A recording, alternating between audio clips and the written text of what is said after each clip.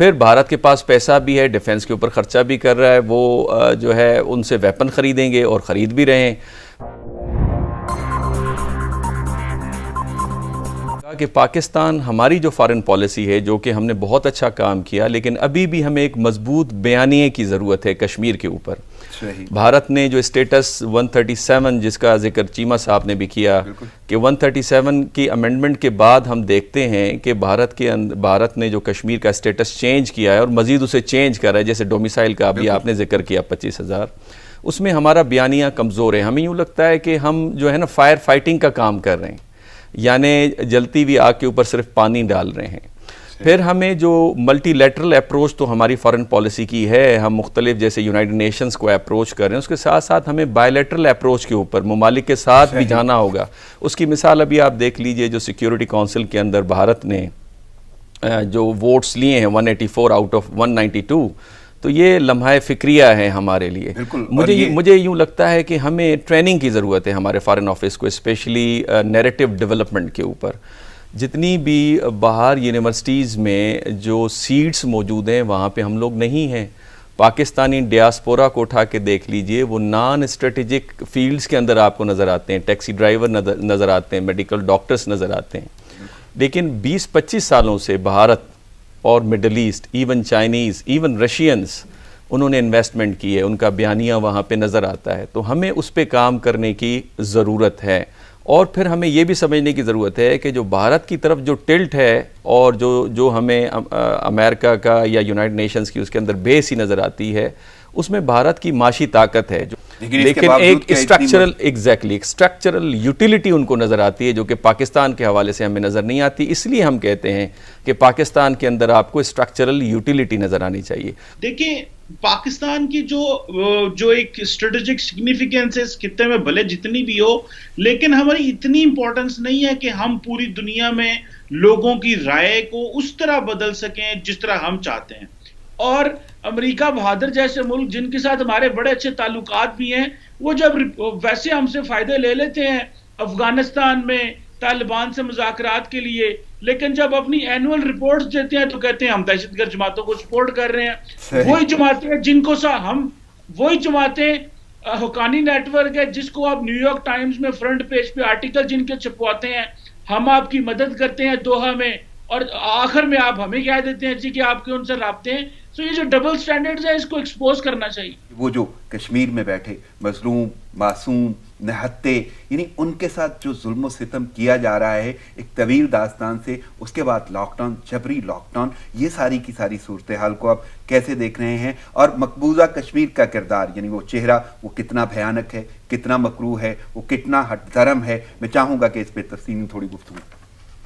دیکھیں یہ تو اس میں تو کوئی شک نہیں ہے کہ اس وقت ظلم کی انتہا ہے مقبوضہ کشمیر میں۔ اور میں کل ہندو اخبار دیکھ رہا تھا جو کہ بہت وہاں کا موقع اخبار ہے ہندوستان کا، دا ہندو، اس میں یہ بہت ہی نمایاں کر کے انہوں نے خبر دی ہوئی ہے کہ مقبوضہ کشمیر میں 2 مہینے کے لیے انہوں نے کہا ہے کہ آپ LPG سٹور کر لیں شہریوں کو۔ بالکل ویسے حالات ہو رہے ہیں جیسے کہ بالا کوٹ کے حملے سے پہلے ہوئے تھے، جب یہ انہوں نے اگست میں اسپیشل سٹیٹس ختم کیا تھا کشمیر کا، اس سے پہلے جو انہوں نے حالات پیدا کیے تھے ویسے حالات ہوتے جا رہے ہیں۔ دوسرے انہوں نے یہ کیا ہے کہ اسکول خالی کرا رہے ہیں، ہندو اخبار کی رپورٹ جو کہ ہندوستان کا اخبار ہے، اور وہاں پہ سیکیورٹی فورسز کو ٹھہرایا جا رہا ہے، وہاں پر فوج اور دوسرے جو ادارے ہیں سیکیورٹی کے، ان کے لیے اسکول خالی کرائے جا رہے ہیں۔ تو مجھے تو یہ لگ رہا ہے کہ ہندوستان جو ہے وہ کسی مس ایڈونچر کی طرف جا رہا ہے پاکستان کے خلاف۔ آپ یہ دیکھیے کہ جو پاکستان ہے وہ بھارت کی نسبت 6 گنا چھوٹا ملک ہے۔ وہ سمجھتے ہیں کہ پاکستان کو دبایا جا سکتا ہے، اس کی فوجی طاقت جو ہے وہ ہم سے کم ہے۔ تو ابھی ہمیں بہت چوکنا رہنا پڑے گا، اور مجھے یہ لگتا ہے کہ عام طور پہ کہا جاتا ہے کہ مونسون کے موسم میں جو کہ اس وقت چل رہا ہے، جنگ نہیں ہوتی ہندوستان پاکستان میں، کیونکہ یہاں پہ بارشوں کی وجہ سے ٹیرین ایسی ہے کہ فوجوں کی نقل و حرکت نہیں ہو سکتی۔ لیکن جس طرح بھارت کی اس وقت تیاریاں ہیں، اس سے لگتا ہے کہ وہ کوئی سرپرائز اٹیک کر سکتا ہے پاکستان پہ۔ تو ایک تو ہمیں یہ بات رکھنی ہوگی، اور دوسرے یہ ہے کہ یہ بات تو صحیح ہے کہ جو ہماری جتنی حیثیت ہے، جو ہمارے معاشی وسائل ہیں، جو ہماری ڈپلومیٹک وہ ہے اسٹینڈنگ ہے اس کے مطابق ہمیں اس معاملے کو دنیا بھر میں اجاگر کرتے رہنا چاہیے، ایک اخلاقی پوزیشن لینی چاہیے، اور وہ ہم نے لی ہوئی ہے. اور دیکھیے جو آدمی کے وسائل ہوں اس کے مطابق ہی کام کیا جاتا ہے نا. پوری عرب ملک تو ہمارا ساتھ نہیں دے رہے.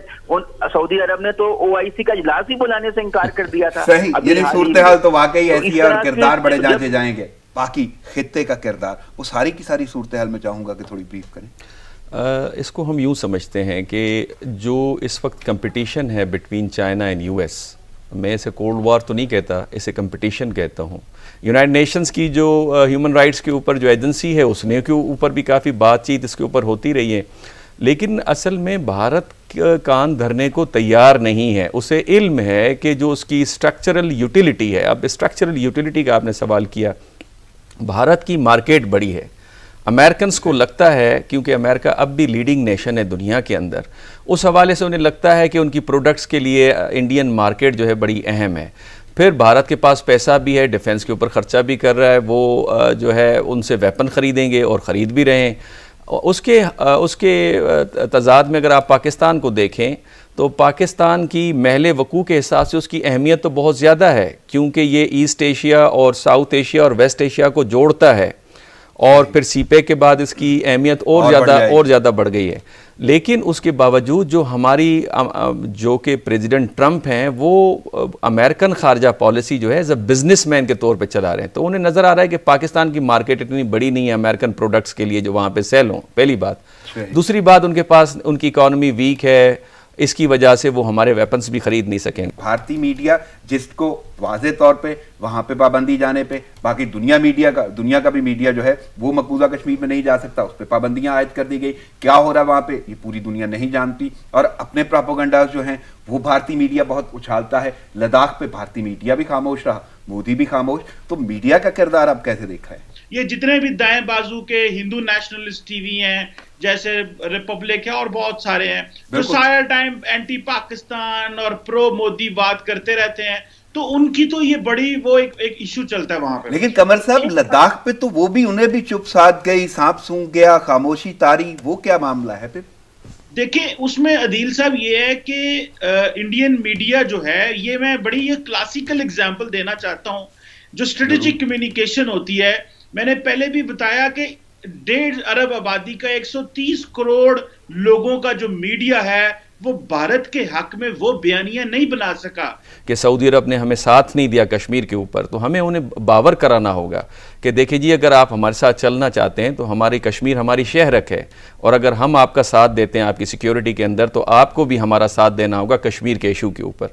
یہ ہمیں باور کرانے کی ضرورت ہے. پھر اس کے ساتھ ساتھ ہمیں یہ سمجھنے کی ضرورت ہے کہ امریکہ سے اب ہمارے اسٹریٹجک تعلقات نہیں بن پائیں گے. وہ جو اسٹرکچرل یوٹیلیٹی کی میں نے بات کی اس طرح سے نہیں بن پائیں گے. ایک ٹرانزیشنل چینج سلالہ انسیڈنٹ کے بعد ہمیں نظر آ رہی ہے.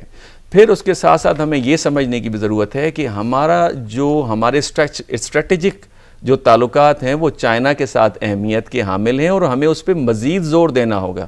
جو ہمیں کمزوریاں سی پیک کے پروجیکٹ کے اوپر نظر آ رہی ہیں اسے ہمیں مؤثر بنانے کی ضرورت ہے. اگر ان چیزوں کے اوپر ہم چلیں تو میرا خیال ہے کہ ہماری خارجہ پالیسی ایک مؤثر نظر آئے گی.